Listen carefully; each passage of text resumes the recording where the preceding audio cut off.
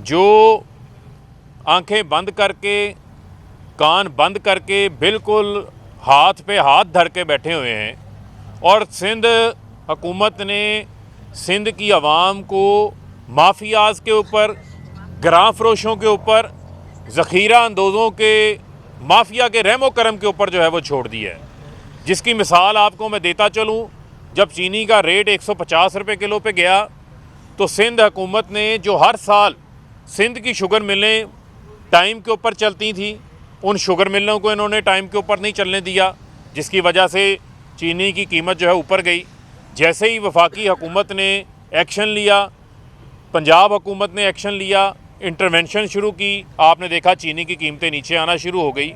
लेकिन सिंध के अंदर जो मुराद अली शाह की वजारत आला के अंदर जो हुकूमत कायम है, और बिलावल इधर उधर बहुत तनकीद करते हैं, लेकिन उनको सिंध के अंदर अपनी हुकूमत की जो नाअहली है वो नज़र नहीं आती कि सिंध के अंदर जो 20 किलो आटे का थैला है, आज कराची की आवाम ये सवाल पूछ रही है कि लाहौर के अंदर 20 किलो आटे का थैला 1100 रुपये के अंदर फ़रोख्त हो रहा है, लेकिन सिंध के अंदर, कराची के अंदर वो 1400 रुपये में, 1450 रुपये में बिक रहा है।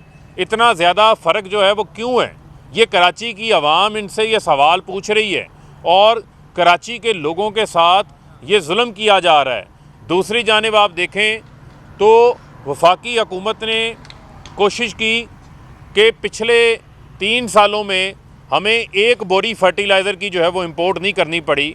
हमने गैस फराहम की, हमने फर्टिलाइज़र सेक्टर को, जो यूरिया सेक्टर है, इसको हमने सब्सिडी फराहम की, इनको डायरेक्ट सब्सिडी गैस की मद में फ़राहम की, सेल्स टैक्स की छूट फराहम की। दुनिया में जो है वो 8,000 9,000 रुपये की यूरिया की बोरी अगर आज आप इंपोर्ट करें पाकिस्तान में पड़ती है, लेकिन पाकिस्तान में एक्स मिल रेट 1770 रुपये जो है वो यूरिया का मौजूद हुआ।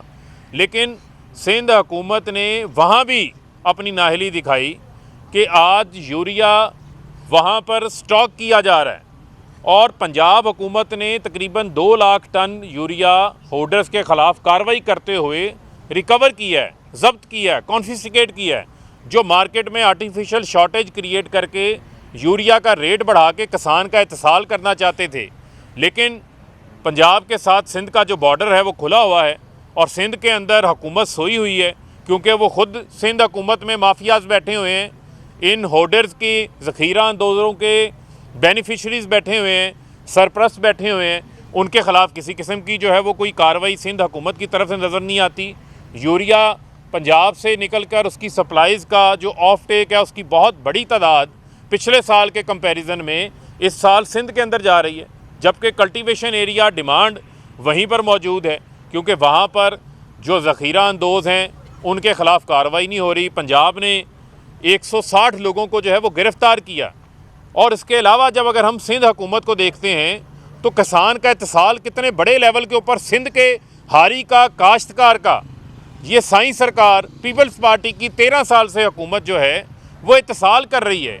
यहाँ पर वफाकी हुकूमत ने DAP के रेट्स इंपोर्ट करते हैं, आलमी सतह के ऊपर बढ़े हैं। वफाकी हुकूमत ने फ़ैसला किया कि हम किसान को DAP के ऊपर 1,000 रुपया सब्सिडी फराहम करेंगे, उसमें वफाक भी अपना हिस्सा डालेगा, सूबे भी अपना हिस्सा डालेंगे। फिर मैं आपको कहूँगा कि 7.5 अरब रुपया वफाक ने मंजूर कर लिया सब्सिडी का, जिसमें पंजाब भी अपना हिस्सा डालने को तैयार है, जिसमें KPK भी अपना हिस्सा डाल रहा है, जिसमें पंजाब में 5.5 अरब रुपया वफाक दे रहा है, 5.5 अरब रुपया ही वफाक जो सूबा पंजाब है वो ऐड कर रहा है। टोटल 11 अरब रुपये की सब्सिडी फ़राहम होने जा रही है पंजाब की आवाम को DAP के ऊपर। लेकिन सिंध हुकूमत वहाँ भी आंखें बंद करके बैठी हुई है, क्योंकि किसान दुश्मन पॉलिसी है इनकी। पहले किसानों का पानी सिंध के अंदर बड़े बड़े वडेरों को दे देते हैं, नहरों के बंद तोड़ के। अब जब DAP पे सब्सिडी देने की बारी आ रही है, क्योंकि वो पैसा भी लांचों के ज़रिए बाहर मनी लॉन्डर होना है, तो किसान के मदद की बजाय जो वफाकी हुकूमत ने ख़त लिखा है सिंध हुकूमत को कि वफाक भी अपना शेयर डालेगा, आप भी अपना शेयर डालें। वो तकरीबन 2 अरब रुपये से ज़ायद सिंध का शेयर बनना है, इतना ही वफाक का शेयर बनना है। वफाक आज भी वो पैसे सिंध के किसान की मदद करने के लिए लेकर बैठा हुआ है, लेकिन सिंध हुकूमत की तरफ से कोई जवाब नहीं आ रहा। तो ये मैं आपको बताना चाहता हूँ कि ये अभी मैंने इनकी चंद नाहलियाँ आपको बयान की हैं। सिंध के अंदर 13-13 अरब रुपए की गंदम चोरी हो जाती है और इतने बेशर्म हैं कि कहते हैं चूहे खा गए। ये कौन से चूहे जो बैठे हुए हैं बिलावल हाउस के अंदर जिनके पेट ही नहीं भरते। 16 लाख जो बोरियां गंदम की वहाँ पर गायब हो गई। गंदम जो है वो वहाँ पर पड़ी पड़ी मिट्टी बन जाती है, लेकिन सिंध की गरीब आदमी की जो मुंह में जो है वो गंदम जाने नहीं देते। इसके अलावा बड़ा ही अहम मामला है जो मीडिया के इश्तिहारात बंद करके मरियम सफदर जो वज़ीर आज़म हाउस के अंदर उस वक्त बैठ के बग़ैर किसी ओहदे के अवाम के टैक्स पेयर का पैसा जो एडवर्टीज़मेंट के ऊपर ख़र्च होता है उससे अपनी चोरी बचाने के लिए, अपनी स्याहकारियाँ बचाने के लिए, मीडिया को घुटनों के बल लाने के लिए कंट्रोल कर रही थी। और 4 बड़े मीडिया ग्रुप्स के उन्होंने इश्तिहारात को बंद करने की जो ऑडियो आई है उसको तस्लीम की है। तो आप फैशिज़म किसे कहते हैं, ये मैं सवाल पूछना चाहता हूँ। मीडिया सारा मौजूद है, तमाम सहाफ़ी तंजीमें मौजूद हैं, मीडिया मालकान की तंजीमें मौजूद हैं, मीडिया न्यूज़पेपर्स की तंजीमें मौजूद हैं, एडिटर्स की तंजीमें मौजूद हैं। आज सबको जो है इसके ऊपर मैं समझता हूँ सरापा एहतजाज होना चाहिए। बहुत सारे लोगों की तरफ से इसके ऊपर स्टेटमेंट्स भी आई हैं, लेकिन मौजूदा दौरे हुकूमत के दौरान तो ये पॉलिसी नहीं है। हम तो जिसका जो जायज़ शेयर है, जो फुटप्रिंट है वो फराहम कर रहे हैं, लेकिन वहाँ पर आप देखें कि एक डिस्पैरिटी नज़र आ रही थी कि किस तरीके से एक ख़ास ग्रुप को जो है वो 3 अरब से ज़ायद इश्तिहारात दिए जा रहे थे, नवाजा जा रहा था। और यहाँ बहुत सारे ऐसे चैनल्स जो कि टॉप 5 की जिनकी रेटिंग आती है, उन चैनल्स के इश्तिहारात अगर आप देखें तो किसी को 8.5 करोड़, किसी को 18 करोड़ इससे इतने इश्तिहारात फराहम किए गए, क्योंकि ये फैशिज़म उस दौर के अंदर नाफिज था। उस दौर के अंदर जो है कितने सहाफ़ी जो है वो इनकी इस पॉलिसी की वजह से उन चैनल्स के जो है वो बेरोज़गार हुए। ये वो तमाम चीज़ें हैं जो किसी ढकी छुपी नहीं है। आज हमारी हुकूमत के अंदर मीडिया को आज़ादी है, मीडिया को कोई एजेंडा डिक्टेट नहीं किया जा रहा। मीडिया को किसी सूरत भी जो है वो ये नहीं कहा जा रहा कि आपके इश्तिहारात बंद किए जा रहे हैं अगर आप हमारी इस बात को न चलाएंगे। आज हुकूमत पे तनकीद भी करता है मीडिया, खुल के तनकीद करता है, लेकिन इश्तिहारात के ज़रिए तो किसी की आर्म ट्विस्टिंग करने की कोशिश नहीं की जाती। और फिर मुनाफिकत का लबादा ओढ़ते हैं, ओढ़ के कहते हैं जी हम मीडिया की आज़ादी की बात कर रहे हैं, हम जो है वो आज़ाद सहाफ़त की बात कर रहे हैं। अभी ये चंद पिछले हफ्ते यहाँ पर मरियम एक सेमिनार से ख़िताब करने आई थी, तो उस सेमिनार में तो उन्होंने यही लबादा ओढ़ा हुआ था। लेकिन क्योंकि आपको पता है कि अगर आप एक झूठ बोलें तो 100 झूठ बोलने पड़ते हैं, और सच की खूबसूरती ये होती है सच बोल के याद नहीं रखना पड़ता, झूठ बोल के याद रखना पड़ता है। तो उनको ये तस्लीम करना पड़ गया कि ये ऑडियो उनकी है, और जो उसके अंदर बाद में तफसीलात हैं वो भी हम मज़ीद भी सामने लेकर आएंगे कि किस तरीके से उन्होंने उस वक्त जो आवाम का टैक्स पेयर का पैसा था उसे किस तरीके से इस्तेमाल किया, किस तरीके से जो है वो अपना एजेंडा डिक्टेट करने के लिए वज़ीर आज़म हाउस से जो PID को, मिनिस्ट्री ऑफ इंफॉर्मेशन को बाईपास करके जो है वो इंस्ट्रक्शंस दी जाती थी। वो तमाम हक़ाइक़ जो है वो हम सामने लेकर आएंगे। अच्छा सर, एक तो ये बताएं, जिस तरह अभी आपने कहा कि खाद फर्टिलाइजर्स का वो कर रहे हैं, अब अगर सिंध गवर्नमेंट कार्रवाई नहीं करती, प्राइम मिनिस्टर ने अनाउंस किया था कि अगर सिंध इस तरह का मामला करेगा तो फिर वफाक इंटरवीन करेगा, तो कोई ऐसी प्लानिंग है? अगर वो नहीं करते तो फिर वफाक क्या करेगा? क्या एकदम देखें फिर मैं आपको कहूँगा, फिर ये छुप जाते हैं 18वीं तरमीम के पीछे। आप मुझे ये बताएं कि इनको NFC का भी पूरा शेयर फराहम किया गया, 1900 अरब रुपये इनको 3 सालों में NFC का भी इनको फराहम कर दिया गया। लेकिन बुनियादी सवाल ये है कि ये किस मुंह से जो है वो वफाक के ऊपर तनकीद करते हैं, जब इनकी अपनी गवर्नेंस के ऊपर इतने ज़्यादा सवालात हैं, इनकी अपनी गवर्नेंस ना होने की वजह से, कार्रवाइयाँ ना होने की वजह से जगह जगह सिंध के अंदर माफिया नाके लगा के बैठा हुआ है, और वो आम आदमी का जेब भी काट रहा है, किसान का भी इत्तेसाल कर रहा है।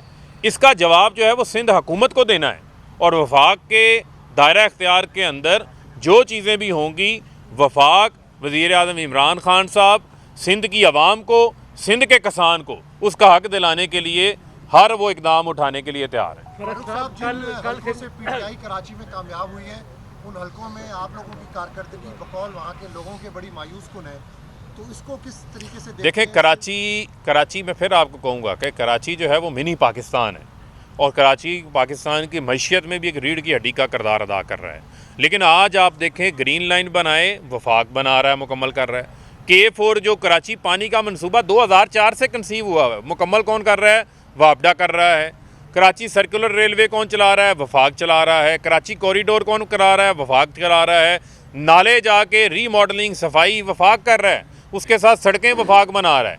आज जो गली मोहल्लों के अंदर आपको डेवलपमेंट नज़र आ रही है वो कराची की आवाम ने ही निशानदेही की हुई है सस्टेनेबल डेवलपमेंट गोल्स के तहत। वहाँ पर अवामी नुमाइंदे कराची की आवाम के लिए वहाँ पर काम कर रहे हैं, तो वफाक अपना पूरा शेयर डाल रहा है। लेकिन मैं सवाल करता हूँ सिंध हुकूमत से, जो 300-350 अरब रुपया सूबाई टैक्स कराची से इकट्ठा करती है, वो कराची के लिए क्या कर रहे हैं?